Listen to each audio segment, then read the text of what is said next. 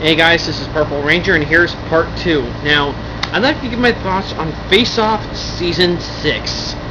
And this was an incredible season. As the promo said, it was a season of extremes. They had some interesting challenges.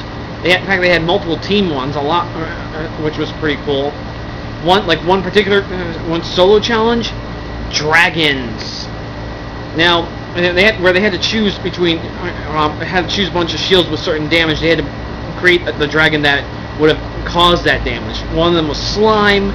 Another was like scorch marks. Another had quills. Another had ice on it, and they were awesome. Although both of the scorch ones ended up being fire dragons. But I think a lightning dragon could have actually caused scorch marks. Like one that expels lightning, kind of like King Ghidorah from Godzilla, or various other kaiju.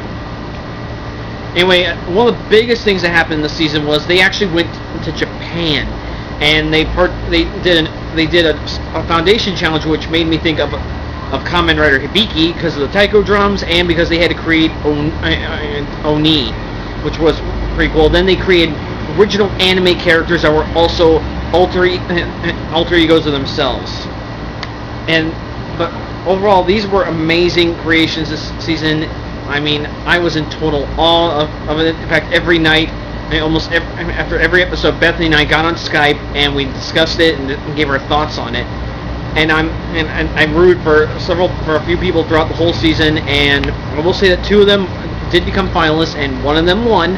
And I'd like to congratulate the winner. You did your work kicked butt, dude, and I can't wait to see your work in some really awesome movies in the future. Way to go! Now, this past May, Bethany and I met up in the mall after I got off work, and we saw The Amazing Spider-Man in 3D. The Amazing Spider-Man 2 in 3D. Now, this movie takes place sometime after Spidey defeated the Lizard in the first one. Peter's still having fun fighting criminals, but he's also torn between his love for Gwen and the promise he made to her dad of staying away from her. And meanwhile, and then at some point, and now of course I should mention the three cast members from the original movie return. You got Sally Fields, you got Andrew Garfield, you got Emma Stone reprising their roles. Anyway, as I was saying, but new to the movie is of course Jamie Foxx as Max Dillon, aka Electro, who now his origin in this movie is very similar to his origin in the Spectacular Spider-Man cartoon series that aired several years ago, in that he fell into a vat of electric eels, and it mutated him and gave him electrokinetic abilities. In the original comics, he was an electrician who was holding electrical wires and got struck by lightning and electrocuted and gained his powers.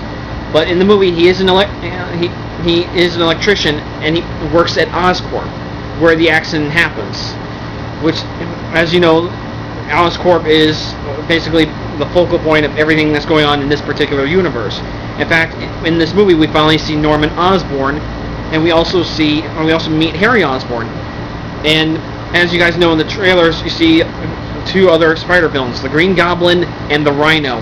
The Rhino is played by Paul Giamatti, but he doesn't appear, he appears at the beginning as a regular criminal, then later on, I won't say when, but and of course he's still a guy in a Rhino suit, but this suit's more high tech. But Electro, I can understand. I mean, they gave him some blue. They made his skin blue, and they gave him a really cool battle suit, and it was so cool the way he could travel through the electrical conduits, and it was amazing. Special effects were incredible. Special effects makeup rocked. I mean, in fact, Bethany and I stayed after to look at the credits to see who did the makeup, and lo and behold, we saw a familiar name from a certain TV show we like. Overall, this movie was literally amazing, and I can't wait to get it on DVD. And I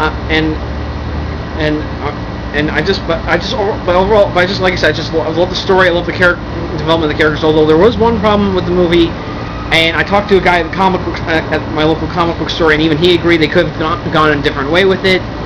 Because, but still, I mean, well, I can't wait for the third one, which hopefully they bring some other Spider villains that have not appeared, like maybe the Scorpion, or Vermin, or the Beetle, or Hydro Man, or even the Spider Slayers. I mean, those guys are just watching Spider-Man battle out with robots, or Sticks and Stone, or I'm trying to remember some other ones. The Vulture. Now that would be amazing. This ends part 2. I got more to go.